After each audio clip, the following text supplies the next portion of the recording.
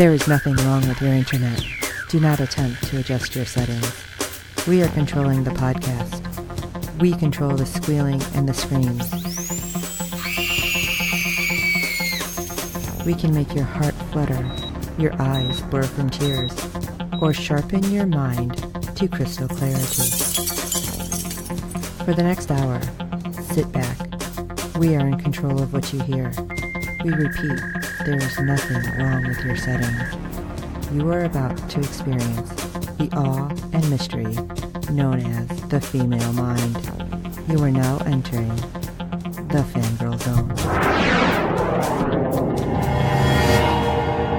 Hello everyone and welcome to episode 110 of SYFY Talk on the Fangirl Zone, a podcast where we discuss shows on the SYFY channel. I'm Sean, Fangirl S. And I'm Steve, and tonight we'll be discussing episode 10, the season 3 finale of Killjoys. Yay! Wow, this finale started like it was an ending, but by the end it was, felt like a beginning. I know, it was a little confusing, and I do want to say, well, I know we're going to jump into it, but it seemed to have a lot of weird kind of undertones. So, I mean, I know we're getting 2 more seasons, but do you think the art is going to be able to be completed in that time?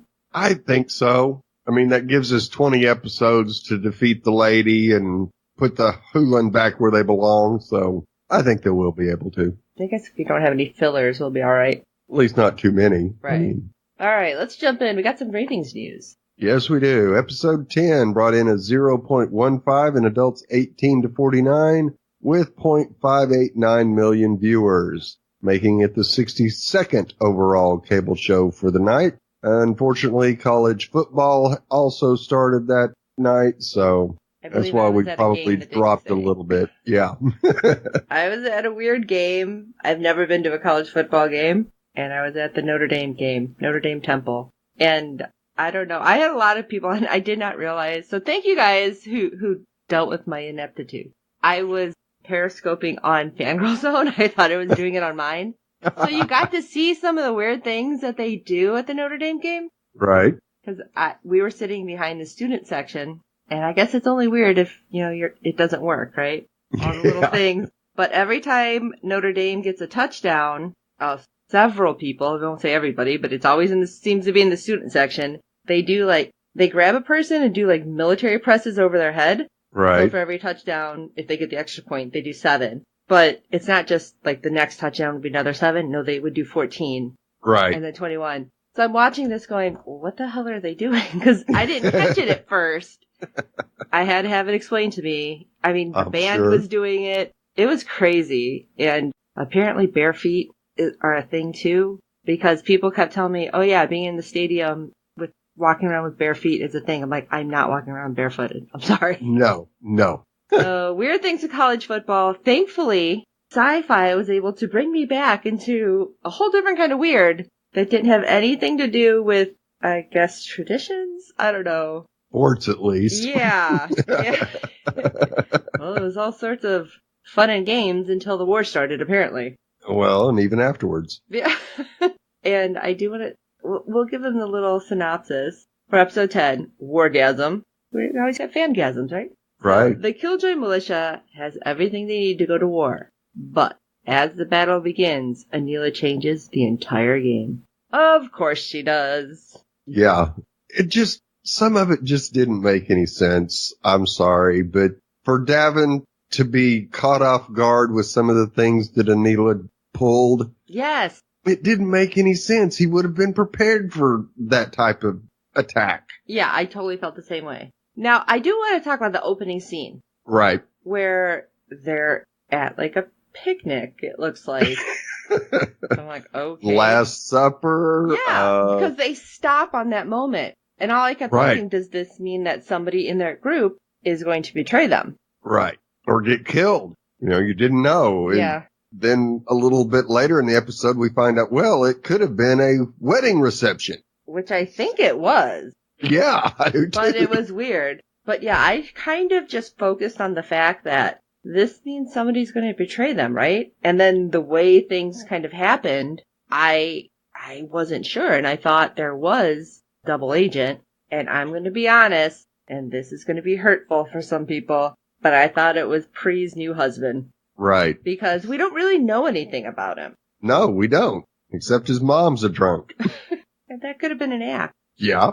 But yeah, I thought if somebody was going to betray, because there was some moments when you were really unsure. And right. Just the way things were happening, I'm like, I hope it's not Fancy. I hope it's not Turin. And then I'm hoping it's not his boyfriend. I'm like, holy crap, what if it's actually Pre? What if it's the guy Pre dated? And there was a lot of, oh my God, what about? Right.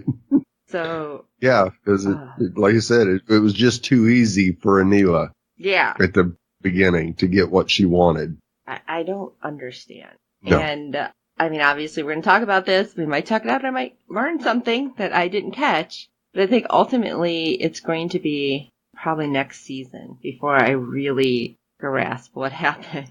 Okay. Now, it was really curious that we see Davin take Dutch and Johnny out to a 200-acre plot of rack-owned land and gives it to Johnny. Which was weird, yeah. And then the fact that Johnny's like, are there goats? And what does Davin say? Yeah, there's like robot goats. Robot goats, and yes. he's like super excited and he runs off. I'm like, what did I miss? Did they it's say technology. something? No, Okay. Johnny's gotta have tech even if he decides to become a farmer. He's gotta have tech. Oh, I guess so yeah, he'd much rather have technical animals than any other kind, I'm sure. Well, I'm hoping there's no techno poop, so that's probably what he's hoping for too. Yeah. And Davin tells Dutch that this is his way of letting her know that Johnny will be all right if she dies taking out Anila. Which is kind of sweet, but at the same time, I feel like it's a bit distressing. Yeah, it was distressing for us because, no, we don't want Dutch to die. Right. And it's kind of the relationship between the three of them has really started to evolve into a kind of a strange relationship. Because Dutch and Johnny are more like brothers and sisters, and yet Davin is wanting to be Dutch's boyfriend, and it's like having relations. Yeah. I know, kind of hard to figure out how to talk about that. But yeah, Johnny's okay with it. Right. So I think if everything went 100% in their favor, that Johnny would be 100% okay with Davin and Dutch actually being together, and I say settling down, but I feel like Dutch would get so bored with that. Yeah, I don't see her maybe getting married. Being one to settle down and on a 200-acre spread and just live the rest of her life. No, that's not Dutch. I couldn't see Davin doing it either, and I'm not 100% sure I buy Johnny doing it. But I don't know, maybe Johnny might just be like, okay, I don't have to keep fighting, and now I'm just fighting with what's happening on the land, so maybe. Right. As long as he's got his technology, he could probably find a way to be happy. Right. But alas, it is not to be for long, because all of a sudden they get chirped on their walkies, basically. And I love it. Davin's fighting with it in his back pocket, and Dutch is just like, in my boot, bloop, here it is. She's so resourceful. I'm sorry, goofy, and it is, but I think she's the smart one out of all of them. Practically speaking, yes. Yes. But they're notified the Hulin have entered the quad. But they're just kind of hanging out and not doing anything, and nobody knows why. And it's freaking everyone out. Me included. Right. Yes, they're totally stunned that they're just sitting there, and they're not just sitting there, guys. Well, they kind of are, but it's to set stuff up. And right. Again, I don't understand this because how this happened, ultimately, it's confusing. Right. Absolutely. But the time that before anything happens, it gives good old Zeph time to show Dutch her new toy. Oh, yeah. That was kind of fun because Zeph's like, oh, are we at war yet? No. Okay, cool. Yeah. Hey, Dutch, can you come with me? What? I think you might know if everyone's panicking if they're at war, but otherwise you're like, oh, okay, no, we're good. All right. Yeah. Here, let me give you this. Right. Like, what? So weird. But that, I thought that was something to kill her. And I'm thinking, doesn't it have to be like really long? Because I'm remembering the weapon. Right. And I'm like, what is that going to do? Because it didn't click right away with me that it's to just put the memories like into Anila. Right. Which I was trying to figure out how that's going to help. But then ultimately, I mean, we kind of find out. Oh, yeah. Yeah. As soon as Dutch gets that from Zeph, I said, as long as Dutch can actually use it without getting killed, then yeah, it's going to change Anila completely. She's still crazy. Oh yeah, she's still crazy, but she doesn't hate Dutch anymore. Still don't like it. I like what happens next even less though, because Zeph right. I'm sorry, not Zeph. Dutch gets the call while she's talking to Zeph to come to the med bay, and there's Elvis's body. And this was, of course, distressing. Yes, very. And Dutch just being so solemn about it. And she asked Johnny, who knows? And he's like, just you and I. And he's like, we can make an announcement. No, we'll mourn him tomorrow. We don't want to tell anybody. Which I feel like that's really a bad move. But at the same time, I can understand it. Right. Oh yeah, you don't want to announce to the army that one of your generals has already been killed. Right. Not good for morale. But I was tearing up because she covers his face and, like, kisses his head. And right. I'm like, oh God, no. I was hoping that it hadn't really happened, that Elvis was actually alive, because that was just so upsetting. But not that we've seen him a ton, but that he was one of Dutch's biggest supporters. And right. I'm going to guess that that's why Anila did it. Oh, absolutely. Hard, though. Now, of course, Davin is prepping everybody on the rack, and guess who walks in and wants to return to active duty? And of all people who speaks up for him, Fancy. Yes. Which I was surprised. I mean, we've seen that, but still, I thought that was just like, all right, Fancy, you coming to terms with him? Because Davin's just like, yeah, no, hard pass. Yeah. But, yeah. Only no, but hell no. Right.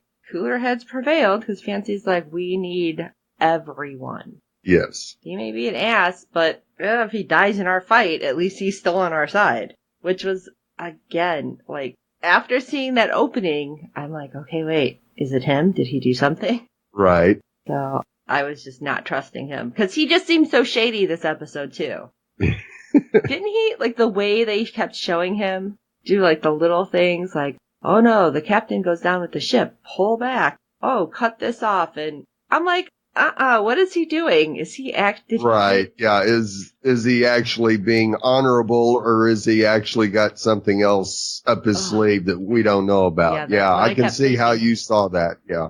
I don't trust him. Yes. And speaking of not trusting, Dutch is getting impatient and wants answers from Kendry. So she charges down to the cell and holds her at gunpoint, asking why isn't Anila running to her rescue. And what's the holdup? But all we get is a sneer from Kendry. Yeah. I'm better than you, sneer. Oh, I am so confused with that because she seemed surprised that, Johnny took her. Surprised, but not completely surprised. Obviously, she said, I would expect nothing less. But, right. I mean, is this somehow ultimately a plan that they had? Yes. Which doesn't make sense either. Oh, it makes perfect sense. You think so? Oh, absolutely. Anila wasn't going to take a chance on the Hulan getting to Dutch first. She wanted Dutch to herself. So, of course, the best way to do that is to have Kendry on the rack ship so she can sneak on and get her and Dutch at the same time. Which I don't understand how she was able to sneak on at all. Yes, I still haven't figured that out either. Right, because somehow she ends up on Lucy? How did she end up on Lucy? And Lucy didn't this isn't right. Hey, Johnny, this is what I'm expecting from Lucy. Intruder alert, intruder alert. Something. It just didn't seem right. I mean, granted, Johnny figures it out. Yes, immediately. But I feel like still not soon enough because he hands her the weapon. Yes. Yeah, it's like, that was my head shaking moment. And fingers to the temples, like, Johnny, really? I feel like Dutch wouldn't be like, oh, give it to me. Right. Okay, Johnny, let me know when you figure it out. Something. And he almost loses his life over it. Gets it jammed right through his chest. Yes. I was scared. Yeah, that's when I thought, uh-oh, we're going to lose Johnny right here and now. Well, no. But Lucy, thankfully Lucy, figures out finally. Way to come together, Lucy. Yeah, I love when she's admitting the frequency. Oh my god. Lucy had the best line in this one. Yes. When Anila's yelling, what was that? She's like, just the tip. Would you like the whole frequency? Or what was it, the whole... I can't remember how she said it exactly, but I was like, oh my god, that's so dirty. And it's the ship. Yeah. But it managed to save Johnny. I mean, he wasn't good. He had, a punctured lung. Right. But still managed to save him. So he's not dead. So there's a bonus for us. Right.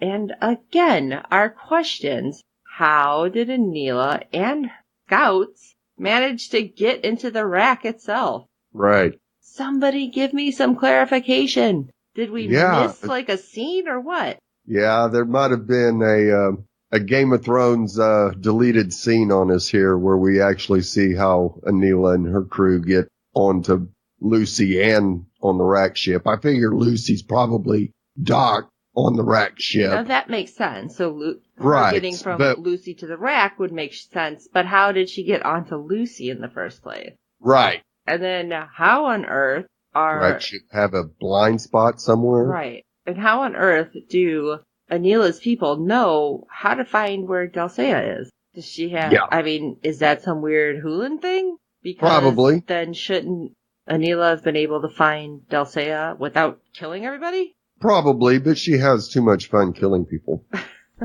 But she had no idea where she was, so I don't know. Yeah, that's weird. Yeah. But they end up, freeing Dulcea and stunning Dutch. And then where the heck did the Firefly-esque container for Dutch's body come from? There's a lot of questions. I can't give all of this because this is a lot to just give to off-screen. Right. This is too much. Too many questions. What, they just find something? Oh, hey, that looks good. She'll fit. Yeah. Seriously? Yes. This one had a lot of questions. Sorry. Go ahead. Let's keep going with my questions. And of course, Kendry passes Anila on her way out with her cargo, and you get to see a brief kiss before they continue on their respective objectives. And Dulcea returns to Anila's flagship where she gives the command to deploy. And what was with her slipping on like a scarf, basically like over her shoulder? Like, what is this? You have to look the part? I think it had something to do with like her station or something? Yeah, that she's actually moved up. Oh, okay. And taken Gander's place as far as who's got the power on the ship below Anila. Okay, so kind of like an insignia, but it's fashionable. Right, of course. Of course. And we actually get things going our way to begin with. And again, this is where I start questioning Turin. Because the first line of defense is the sonic weapon, and you have the kill zone, which should take down a big portion of Anila's fleet, hopefully. And he just keeps saying, hold, and I'm like, oh my god. On one hand, you want a bigger portion of them in there, but on the other hand, I'm like, I don't know if I trust Turin. What if he sabotaged this? What if? I was freaking out. Yeah. But it worked. Real well. Yeah, I was excited that it worked. I think I may have even cheered. Yes. And of course, then Fancy and his squadron go out and take all of them out. And you go, wow, we have a victory here. I'm like, okay, I'm good with this. But then we go back to Dulcea, who's pissed. Oh, big time. When Gander comes up and reports that, our ships have been disabled. They've got some kind of something. And like he has absolutely no clue what or where or anything. And she just basically slaps him across the face and says, find the source, idiot. Right. And this is where I'm thinking that we have somebody who's a double agent because he's like, we've already found it. What do you mean? I mean, I know they had an idea, I guess, but I was confused to how he knew. Yeah, that didn't make a whole lot of sense either. I mean, if he had already found it, then take care of it. Don't wait for your commander to tell you to take care of it. Right. And I was like, all right, so there's got to be some bigger plan. Somebody is two-timing us and something's going to happen, or could it somehow have been Gander? And then I started thinking this way. If they're all now, I'm going to say, infected with Anila's green. Right. And Anila is so scattered with everything. Could that be why they weren't just doing what should have been done without being told? That's a very good possibility. Because, I mean, that would be the only thing that seemed to make sense. Right. Yeah, they're acting like a child, like Anila. Oh, okay, well, I know where it is. Well, let's go stop it. Oh, okay. Yeah. And she would have that look like, I did not have enough caffeine for this. Yes. And it was nice to see Kendry frustrated. Yeah, it was. Ha, because we don't like you right now. Exactly. Back to Dutch. Yeah. She finally wakes out of her stun and finds out she's on another ship. And not just that. You got Kendry's face popping up. Just put a little salt in that wound. Right, on the screen, saying, oh, yeah, you're going to see Anila. Again. All right. Enjoy your death. So Anila was on the ship, and then her people are still on the ship, and she's not there. She's gone. It's like, what happened? Right. And we still don't know yet. Right. And, of course, good old Zeph has got Johnny sewed up. And, of course, when Davin tells Johnny that Dutch has been taken, he doesn't quite just jump up. Because he does have some pain, but he is able to get up and put his shirt on, and he's ready to go. Right. He's like, oh, we got to do this. And I love it because Zeph is even trying to stop him, and she's doing everything. Telling Davin, anything that could rupture. I don't know what I'm doing. Right. And you got to do it. Then ultimately, and this was what was hilarious. Yes.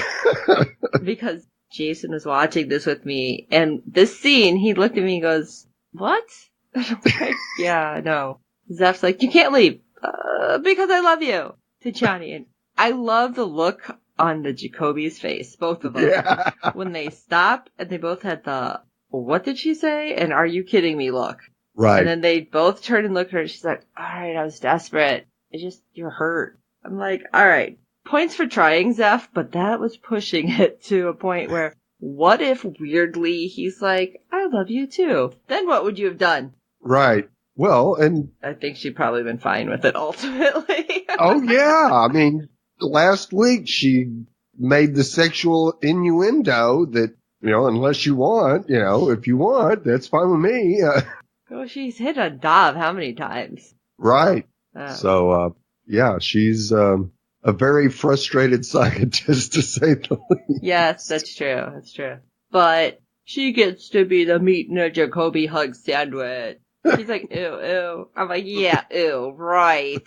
You're just soaking that up from both sides. Right. It's like, did you not just, a couple episodes back, get super excited that Davin was taking off his shirt? Yeah, okay. Right. Yeah. You wanted to play with Davin's nipples.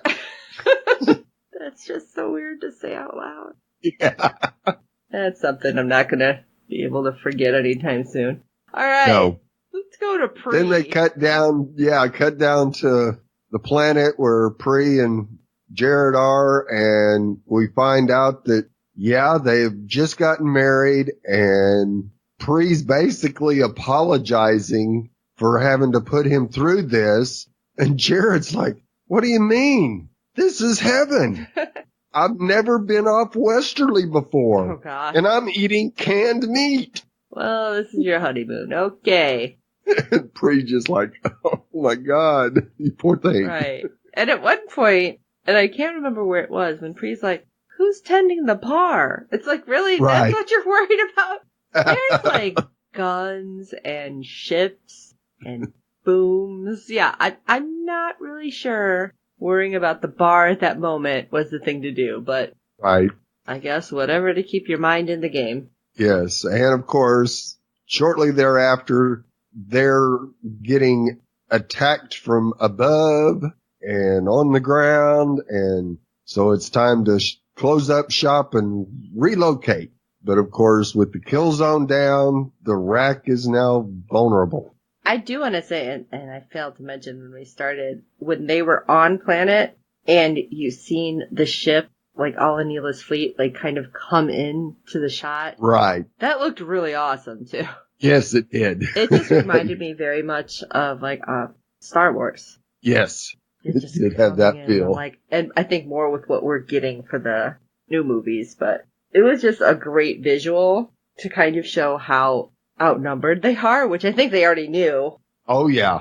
And even more so as they're getting shot at left and right. And again, you're saying the kill zone's down. I'm freaked out, but they're supposed to be taking the Sonic and head to a new place for a pickup. Right, to get it back up, yeah. And that starts worrying me. Who's going to pick it up? Is it actually going to go up? Again, all the conspiracy theories are happening. Yeah, and we see Davin and Johnny get on the Hoolan ship, and they're going to find Dutch. And nobody seems to be around. Right, and it's empty, and you go, this is not good. Yeah. I'm like, oh God, how did they get there? Why is nobody else there? Right, and then, like we've seen with Anila, all of a sudden, Kendry and her army is right there on their butts, so they don't even have a chance to fight. Where were they hiding? Yeah. I don't know. They got just, some kind of invisible powers that we haven't seen before or something. Walk through walls or something, who knows? And of course, Kendry starts this nice, long, evil, monologue about how the Jacoby boys are about to get eliminated. And Johnny interrupts her by, informing her that, they need to keep Anila and Dutch alive, or otherwise, they're both dead. Oh God, I love that. Especially when Delcea's like, well, that would have been good to know before I planned my evil deeds here. We actually know something you don't. Right? I'm like, ha ha ha. Yes. So, of course, Delcea is not going to let this happen. So he takes them to the Scarback Necropolis. Back on the elevator again. I was surprised, though, that she was so willing to do this and not just call their bluff. Or do you think that she knew them well enough to know that, you know, if they're saying, if Dutch dies, your girl's going to anyway, that is probably not a bluff. It's not just to save Dutch. Right. I think so. She wouldn't have wanted to believe it, but she wasn't going to take the chance of it actually being true. Mm-hmm. And to her, she would rather save Anila than to have her die, because that's her only protection from the Hoolan. I was going to say, the mother of her child, kind of. Yeah. It was in a weird. Backwards way, yeah. Yes. Like, I don't know how to explain that one. But we have some more Blackroot ships that decide, all right, we're going in. Since we've noticed that we're not vulnerable now. Yeah. And it's a massacre. All our ships are going down left and right. And of course, Turin calls for a retreat, but things aren't going so well there either because of the Hoolans that are there because of Delcea and Anila. So he comes up with this idea that he's going to go down with the ship and Fancy's going to go try to fend off the Hoolan troops so he can save Pri and Jared and the sonic device. And again, I'm like, I don't know. Can't trust him. Something's not right. Right. And of course, Fancy gets down there, but of course, Pri and Jared say they want to stay with their people and enjoy their explosive honeymoon. Quite literally there. Yes. But they'll provide cover fire for Fancy's escape. And this is where I start thinking maybe Fancy's on the other side of the table, which would make me mad. Because Fancy didn't seem to put up too much of a fight. No, he didn't argue. And I'm like, oh God, stop this. You were seriously killing me with all of this. I'm like, I can't trust any of them. So we go back to the rack and Turin's waiting for the Hoolan to come up, and they do. and he pulls out this thing and... Yeah, what was it? I thought it was going to be like a Hulan bomb. Right, but it didn't work. Is it supposed to be the same one that Johnny used? I think it was probably a copy. I don't think it was the same one because it wasn't one that you could hold in your hand. And so maybe he didn't realize he needed some of like the Hulan blood. Maybe, because it didn't do anything. Right. Just like, crap. Yeah. Yeah. Murphy's Law there, Turin. Yeah, you can't So, say of course, much. they take him away. Well, he was talking crap, though, the whole time. Oh, yeah. He wasn't going to go down without at least talking smack. Right. But we go over to the necropolis, and Anila and Dutch's first meeting goes rather poorly. Oh, you think? Yeah. Seeing as both of them want to kill each other. Yes. Although all I kept thinking was, I wonder what it's like to work with your stunt double here and only have one other person in the room as opposed to having a whole bunch of stunt doubles you have to deal with.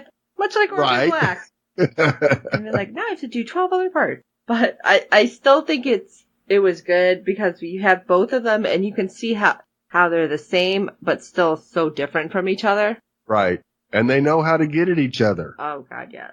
Because Anila brags about killing Alvis and Johnny, thinking that she did. Well, even more so when she's like one of the Jacobys. I don't know which one. Right. So that, I was like, all right, Dutch is taking you out because she doesn't even know which one to mourn. Right. You're so screwed. So, of course, she digs right back with mentioning Klein. Because she's smart. Yes. And we have a nice little fight scene, but Dutch is no match. I mean, I don't think if the fight would have kept going, Dutch would have come out on top. I really don't. Well, she doesn't have all the Hulan powers. That's right. And Anila was using them. Yeah, big time. Just throwing that power all over the place. But fortunately, Dutch is able to get close enough to where she jabs Zeph's toy in her head and uploads all of Dutch's memories. It was great. In Anila's head. Yes. Because Anila, you see her like freaking out because obviously all of Dutch's life is flashing before her head. Her eyes, yeah. I'm sorry. And everything's playing out in her head. And at the same time, it's filling in the pieces that she doesn't remember. Right. And Anila's kind of like fighting and falling and going into the green. And where the hell did all that green come from, by the way? I believe Anila put that there. I don't think it was originally there because that was the Scarbacks. Right, that wouldn't make sense. I'm like, what is she just like bleeding herself dry every time she goes somewhere? Okay, let me add some here. Weird, but anyway. And then Dutch screaming at her as all of this is going through Anila's head, and she's like, I will not be forgotten. This is what's missing. And your father did it to you. And then she slams her hand into the green when she's like, I will not be forgotten, which was very dramatic. Right. And then everything kind of stops. And Anila sees everything, like, completely. And then turns her and she's like, I remember you. You're Yelena. And I'm like, wait a minute, what? Where'd that name come from? Yeah. That's been there. I don't remember them saying it. Yep. I'm just so used to Dutch that I'm like, everything else is just like, nope. Right. And not only is her name Yelena, it's her mother's name as well. Anila's mother's name? Yes. Okay. And then you have the most important part that comes up, which is Anila saying, which was weird, that Klein, sorry when I say he, was trying to protect both of them from the lady. And that's just like, who the hell is the lady? Right, yeah, she has no idea who this is. Well, I mean, we really don't know either. We're assuming it's her mother. Right. But we can be completely wrong. Oh, yes. Absolutely we could. And it was so weird because then all of a sudden Dutch is like, wait, she's not trying to kill me. What the hell is happening? Why is she like suddenly nice? Right. Because obviously I think we would all be the same way. This crazy woman has been trying to kill me for how long? And now she's like, I remember. Oh, you're so sweet. You're so pretty. Wait, what? But then again, she's like, oh, I remember now. I opened the door that the lady can get through and we've been trying to stop her. But And then for some reason, Dutch realizes the only way to stop her is to go in. It's like, what are you doing? Right. Yeah. Anila basically says, yeah, you're the only one that can close the door. And Dutch says, yeah, that's okay, but if we're going to do this together. Which I don't I'm not going in by myself. I don't like the way this sounds. Yeah. And it just didn't get any better because then you have Kendry and the Jacobys show up right as Anila and Dutch are like shoulder deep in the green. Right. I didn't think it was that deep. It just looked like a puddle. And all of a sudden they're gone. As Dutch turns and looks at them, and I'm like, there was a lot of swearing involved, so I'm not going to do it right here. But I think the fandom probably knows what I was feeling. Absolutely. I wanted to throw things at the TV because I was angry. But I get that she knows that, all right, this is the only way, obviously, for us to take it down. And she still wants to take down Anila because Anila is batshit crazy. But I feel like she's not coming out of this.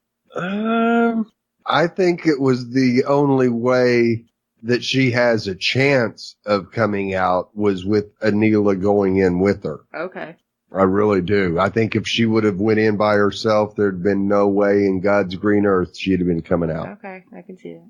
And obviously, nobody knows what's going on when they see them going into the green. Right, but as soon as they disappear, all of a sudden, green mechanical spiders come out of the green.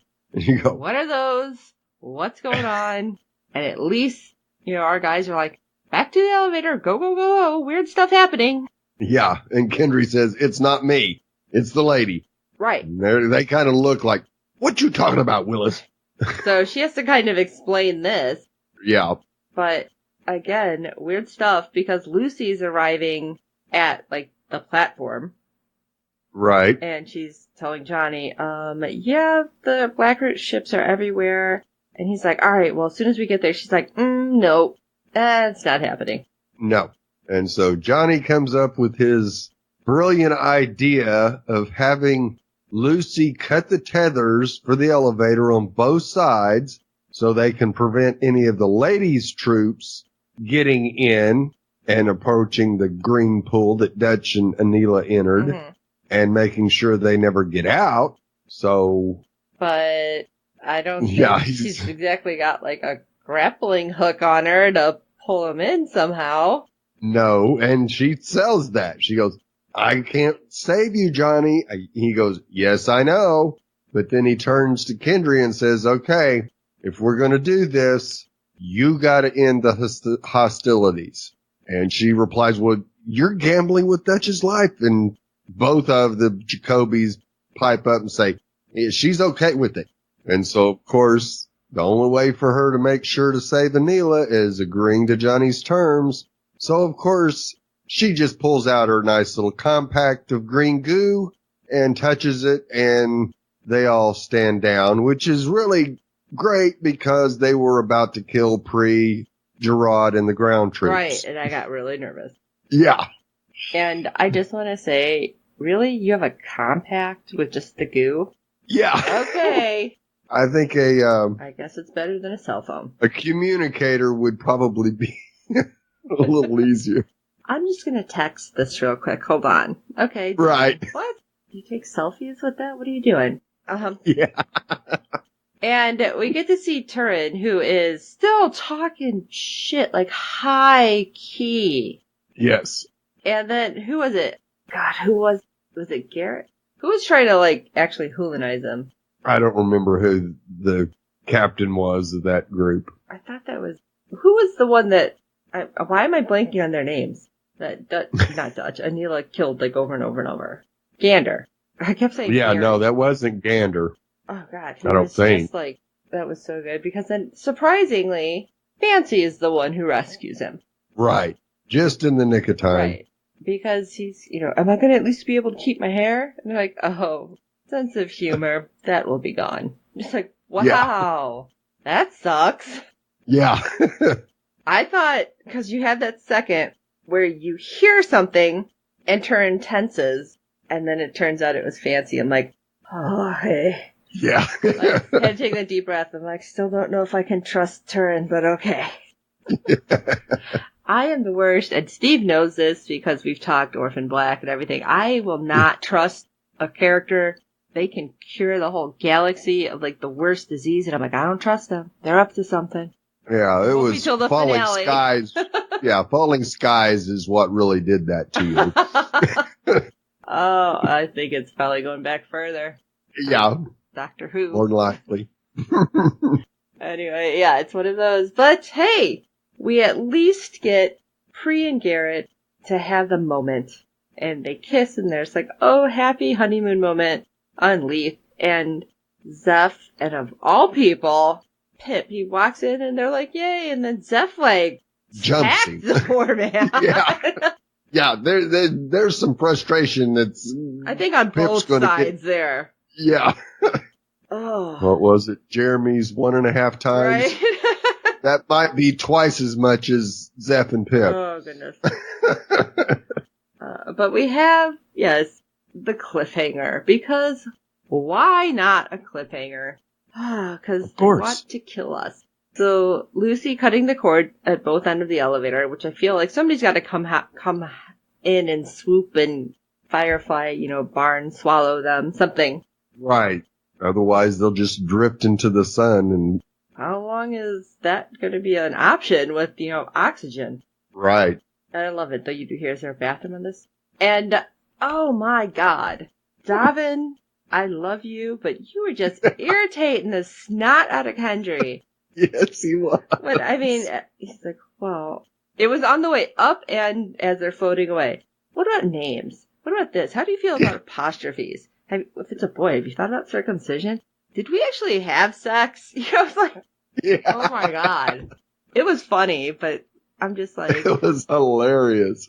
That's the one thing that Killjoys always make sure that they include in their episodes is the snark. Yes. And it's just absolutely wonderful. And Davin being able to do it to Kendry was hilarious. Great.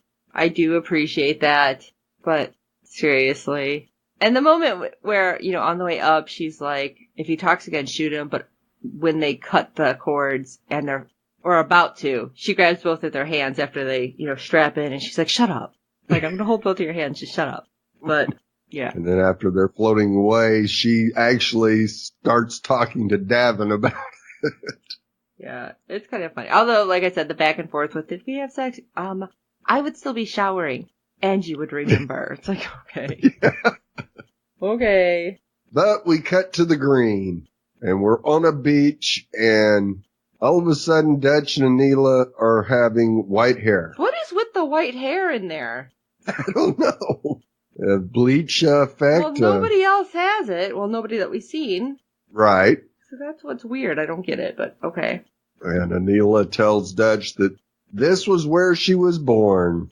And they start wondering where to start looking for the lady. And Daddy Klein shows up. We knew he wouldn't be gone. Not really. That's right. And funny that Anila warns Dutch that it might not be him, but Dutch knows it is. Which is weird. Yeah, that was strange. Okay. Why do you Anila knew that there was a fake Klein in the green, and she caught it, but Dutch knew it was Klein from right off. Well, I guess he did spend more time with her. Okay. At least later on in his life. Okay. And, of course, he proves it by taking Dreadnought and pulling them apart, revealing 2 blades. Right. And that was weird, too. And because Anila's like, how do you know? He's like, because I made this. One for each of you. What? Right. Yeah. What? So you ultimately knew that somehow this was going to happen, and the only way to open that was in the green? This is weird. I don't know. There was a lot of questions. It's the father taking care of his girls. I guess. I think he's planned this all along. Somehow I don't think my dad made weapons for me, though. Right. Slacker. Yeah, well, he, I believe that, like I said earlier, I really think the lady is their mother and Klein's former wife. And I just had a feeling that when we actually get the whole story, it'll be Klein that did something to keep her in the green. Ooh, interesting. And then everything else that he's done since then was to try to not only thwart the Hulan attack, but also make sure his daughters are safe, and figured that, yes, when it came to push to shove, Dutch would find a way to get through to Anila, and it happened to be through her memories. Interesting. A long game for Klein in this. Talk about a long con, jeez. Yeah. Well, what do you guys think? We want to know your thoughts on this. Send us an email at our brand new shiny email, SYFY Talk @fangirlzone.com. You can check out the website, which we're still working on, but it's there. Yay! Of course, tweeting with us when we're on, because SYFY has all sorts of shows coming on. SYFY doesn't really give us a break. No, not much. Steve and I have a couple weeks, very few in between when the next set of shows are starting. Because we're getting, oh my God, Channel Zero, No End House. Awesome. We're getting Van Helsing back. And yes, there's something else, wasn't there? Ghost Stories. Yes, the new one. And of course, Con Man, which is coming that Steve has talked about. So we may have a little bit of a break, but not much. You will hear from us, and we want to hear from you. And, of course, we ask you to rate and review us on iTunes and any other platform that you are listening to us on, because good ratings and reviews help other fans of the show find us. Tell your friends about the show, because if you're into this, why aren't they watching it? Why aren't you having Killjoy parties? Which kind of sounds weird, too, but you know what I mean. But don't forget us. We're here. Send us emails. We want to know what you think. I want to know, honestly, am I the only one that has all these questions? Because if you guys have questions too, we want to know. We'll read them on our next episode. And I might just pull out something out of the prize bin, because I have a bunch, and I happily ship it out to you guys. So. Yes. Oh. And we do know we got 2 more seasons of Killjoy. So, I don't know. 20 episodes, assuming maybe more if we're lucky, but what kind of arc are we going to complete? Hopefully we'll find out. But for this episode of SYFY Talk, I am Sean Fangirl S. And I'm Steve. About baby names, I've always liked Michelle. It's bossy, but it means well. And until next time.